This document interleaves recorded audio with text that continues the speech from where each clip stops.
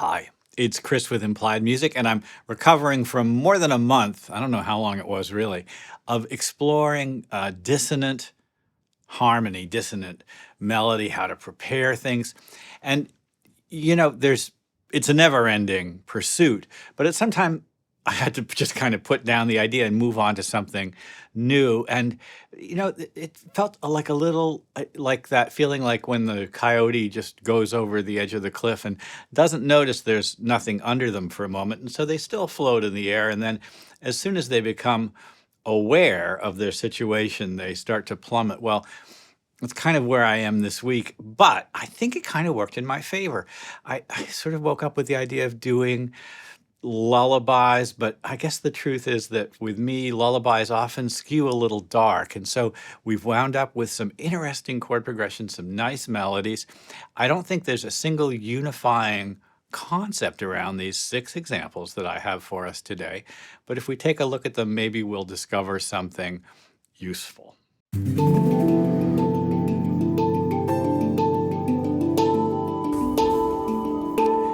My teacher, Dr. Roland Wiggins, had this ability which he'd cultivated. It was something he'd practiced doing. Imagine a piece of music in which you play a set of notes, a series of chords and melodies, maybe just simple chord progression. As the chord progression goes on, it creates a set of notes, right? For each beat, there might be 4 notes in the chord, there might be 5. That means there's a set of notes, 7 tones perhaps, that aren't in that chord. And what Roland was able to do was to play the shadow image of the harmony of a piece. And that's, I think, true for myself as well. There are things about myself which, unless I bring them forward, they tend to control things from the background, right? So we want to bring that shadow self forward and sort of be able to talk to it. And there's a kind of an act of playing spontaneously, which I think is what has happened here, that is really revealing. Well, that's kind of enough chit chat. It's more of a psychology of playing and composing, right, than a note theory. But it's still music theory, isn't it? How do you decide what to do? Well, let's take a look at my examples. Okay, my first example, A minor 7, is just kind of pretty all white key sound. What I've done for my second chord in this piece is to shift these bottom notes down here and keep the G on the top. Now I have an E flat 7, an E flat dominant sound. In a way, it is the shadow of the A minor 7. It's the tritone other, as it were. And this sound is a pretty strong sound. But if we establish this as our chord progression and then melodicize over it, there they are. As we shift, the scale has to make small alterations, like to this D flat.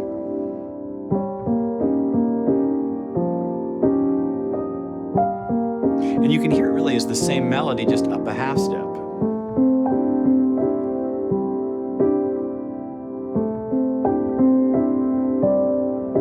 And when the chord changes, the scale has to alter, of course.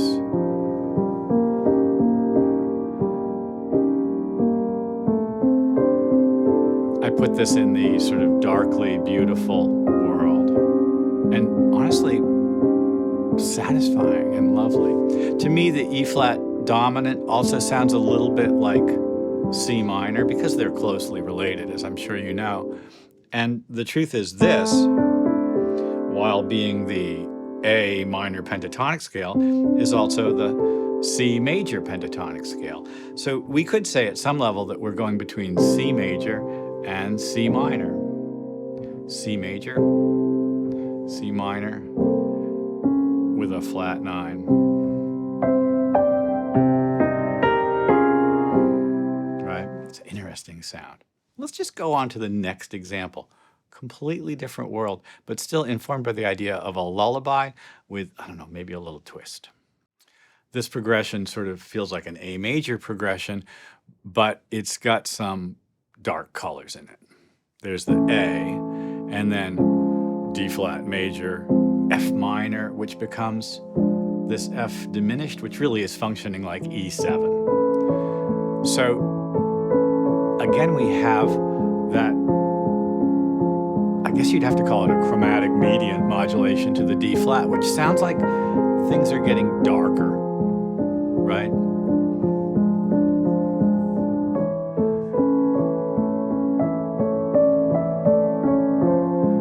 Once we get to that F, the F stays there the whole time, doesn't it? And that F diminished chord is the top of an E7 flat 9.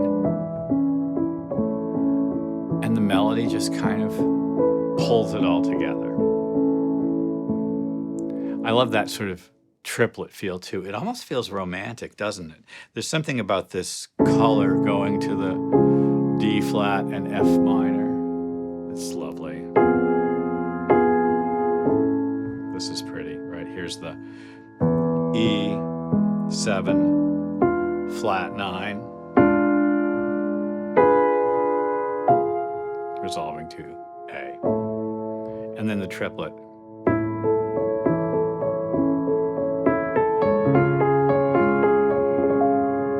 I'm going to keep two of the same notes. So the D flat becomes dark when it goes to F minor, and then even darker when it becomes diminished. So there's the stable place, there's a lift to the chromatic median, and then that lift gradually apologizes and comes back down again. Let's go to example 3.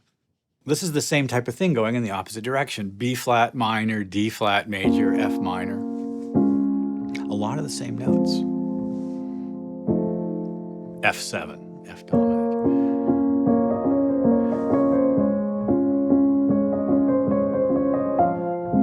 Let's point out that we're not in 4/4, we're not in 3/4.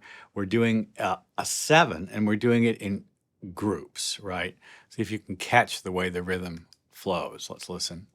1, 2, 3, 1, 2, 1, 2, 1, 2, 3. I love the little turn in the melody.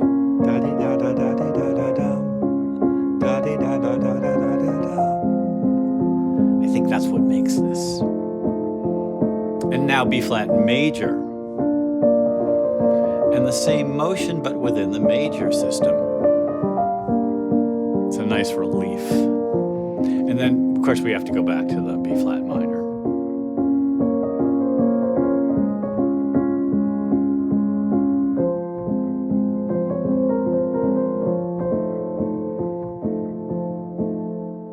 Philip Glass's Piano Etude number 16 uses just this instrumental form to great effect. It's worth listening to. Let's go to example number 4. Well, this should be a pretty familiar sounding progression. An inverted C goes to the 4-chord F, drops down to G. So far, all primary chords, and back to C. Using the inversion makes the progression flow smoothly instead of just block chording it around. And then I kind of do the same thing on A minor.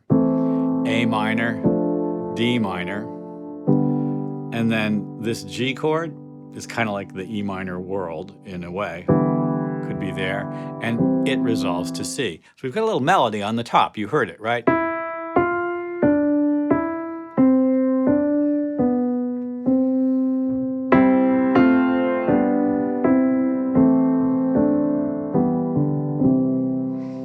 And instead of going with that line, I've let the right hand have a perseverating pedal tone figure. So here's our progression. Sounds like chorale writing, right? Very bad plain chorale writing, but still okay. And then the right hand's just going to play G's. Now the G is a really great common tone for all these chords. It's got a little anticipation to the downbeat just to keep things moving forward. This kind of instrumental form, you'll find it in, say, Ludovico Einaudi's music, where it's essentially a pop chord progression and a semi-classical pattern in the right hand. It's actually pretty satisfying at some level.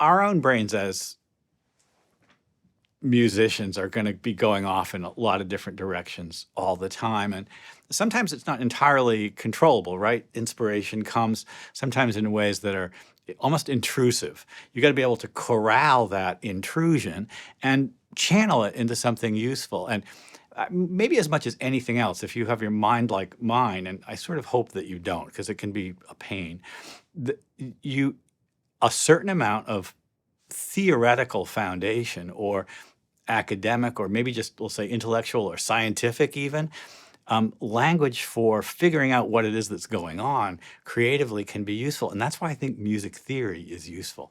This is music theory, but it's not going to help you on your AP music theory test probably. But it will help you write, I hope. I hope these ideas get you stimulated, maybe give you language or a way to think about something you're already doing, or perhaps sort of push you in maybe a slightly different direction, something that you can use today, something that can be fun and interesting in your own music. I'm drawing on things that I feel like are really kind of current right now in the video game, film composing world. To some degree, songwriting, maybe not so much because it's not my main interest, certainly theater, but really especially in the composing and underscoring world. Well, I hope this is useful. I hope this is music theory for everyone. I know from experience that it's not for everyone. That's okay, right? There's plenty of music out there. All right, I've got 2 more examples, so let's go forward. This is a big, thick texture, this thing coming up. These sort of 3 chords. Big E minor 7, big E flat major 7, big E flat minor. Now I'm going to use an instrumental form, and I want you to look at the screen here. So if we've got a voicing for E flat minor 7 that uses those 4 notes in the left hand, and those, let's get this out of the way so you can see it. All right, I'm back. And those 4 notes in the right hand. So that's thick, right? Look at that. I've got 8 tones. I'm not really going to play all 8 at once. I'm not going to do that. What I want to do is create a little trill, and this is like physically kind of hard to do. But let's take my right hand as an example. I'm playing these notes, or what am I doing? This, I'm doing this. All right, so here I am. I'm using my thumb. This is my second finger. 1, 2, 3, and 5. And what I want to do is trill from 1 and 3 to 2 and 5. Da, da, da, da. And I get, that's a pretty cool sound, really. So where am I here? There, you can see it better if I don't use the pedal.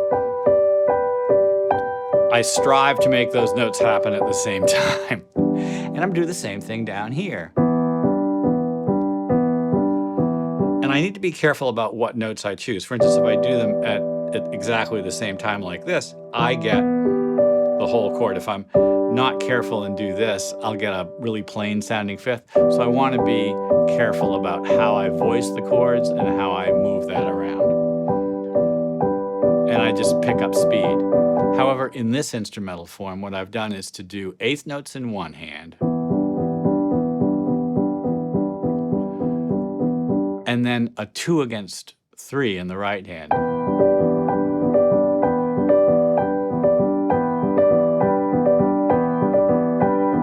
Can you hear it? 1, 2, 3, 1, 2, 3, 1, 2, 3, 1, 2, 3, 1, 2, 1, 2.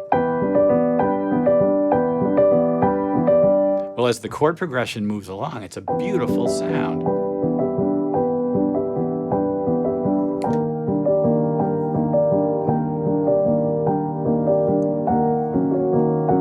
And this is a common tone modulation. And that's kind of a G chord as the bass sinks down to D. Many notes in common as I move to the new chord, but perhaps most importantly, the G, right? The G is in all of those voicings.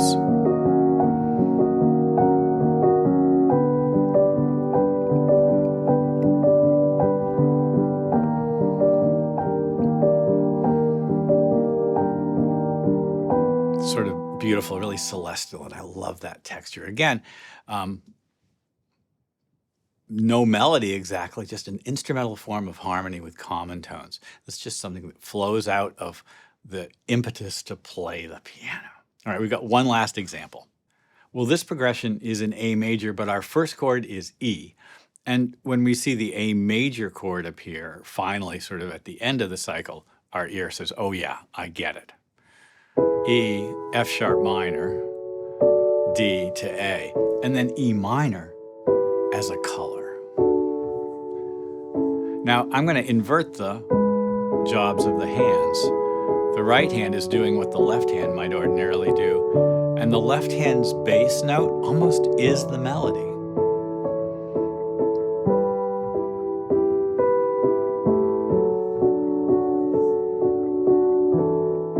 This is a great instrumental form for underscoring speech or an emotional scene that doesn't need a big soaring melody, but rather just some sort of continuity and flow. The bass note is often not the root of the chord. There it was, the third, the G.